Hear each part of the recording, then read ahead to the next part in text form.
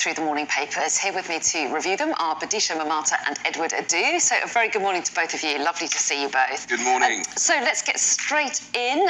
And Bidisha, you've picked out the Guardian's front page story, which talks about private equity getting involved in childcare. So explain what the story is about.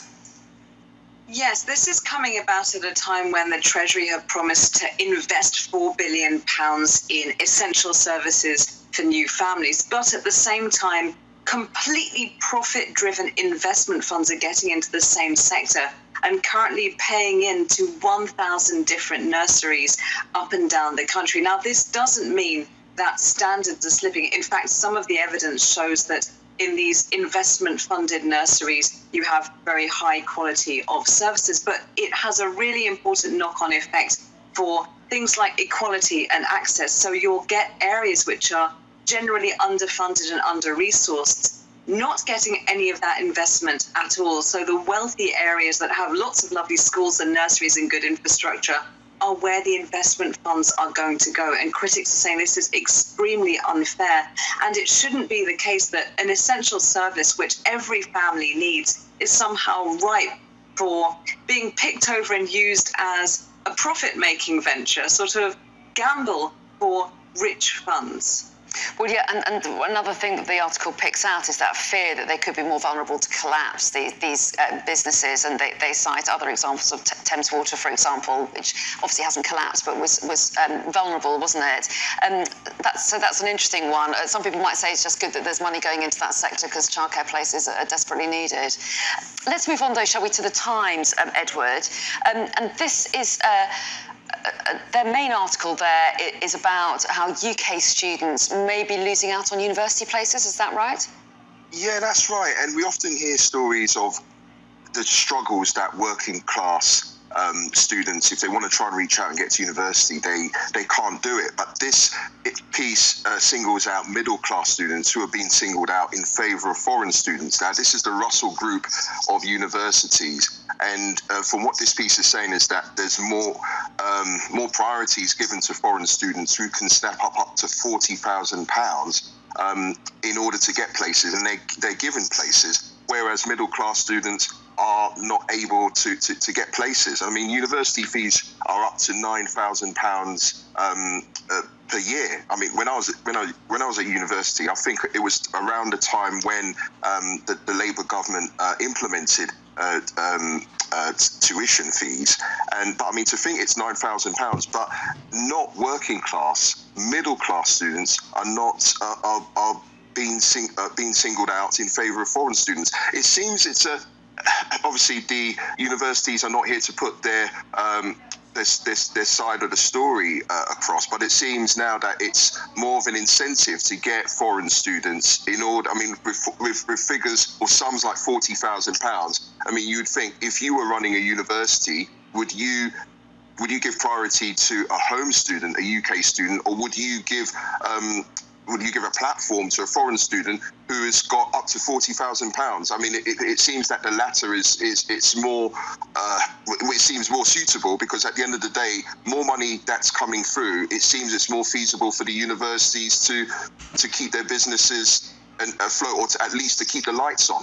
Yeah, that's right. They say they need the money, don't they? And the reason that middle-class students are being hit, the article says that universities want to avoid cutting their intake of disadvantaged students while still keeping the number of international students up, as you say. Anna, let's hope that the disadvantaged students are given a priority and that they're not kind of pushed under the carpet, because if the middle-class students are not getting a look-in, then it's certainly worrying for disadvantaged students. And I hate using that term. I mean, a student is a student, right?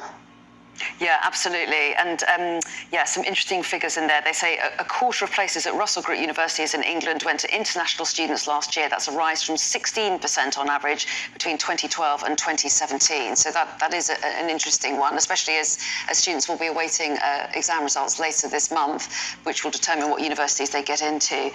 Let's move on, Bidisha, to the front page of The Telegraph. And you've picked out one of the news in briefs on the front page about the Kremlin critic Alexei Navalny.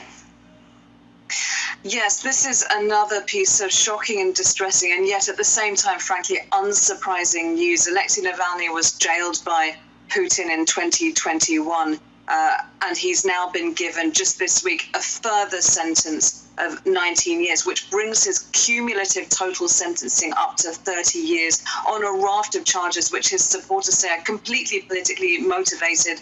He's accused of being a bad influence against children, against rehabilitating Nazism, against funding an illegal NGO, which is really his anti-Putin, anti-Kremlin political party, of inciting sort of seditious, rebellious, traitorous behavior in the populace. The images that have come out of him in prison, he's in prison just west of Moscow, show him looking very thin, looking very determined, but the new situation in which he's being held is really incredibly distressing. He's exposed to light 24 hours a day. He's been banned from talking to his cellmates. He has limitations on visitors and limitations on letter writing. So politically, what the regime is doing is trying to make him politically dead to the public, so that his voice, if not his actual self, is silenced. So he doesn't have political power. He can't be seen as any kind of leader or figurehead or counterpoint voice, telling the outside world and telling ordinary Russians, look, there is an alternative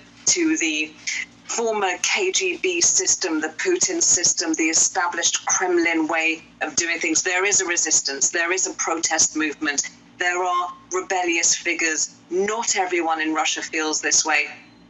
Putin doesn't want any of that getting out, not in speech, not in letter writing either.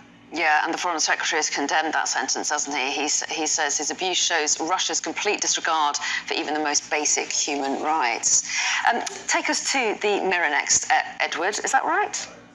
Yes. Yes, I think it is. Take us to the Mirror. Yeah, I wasn't sure. I've lost my place in my list. But we're talking about... Yeah, go on. Take it away.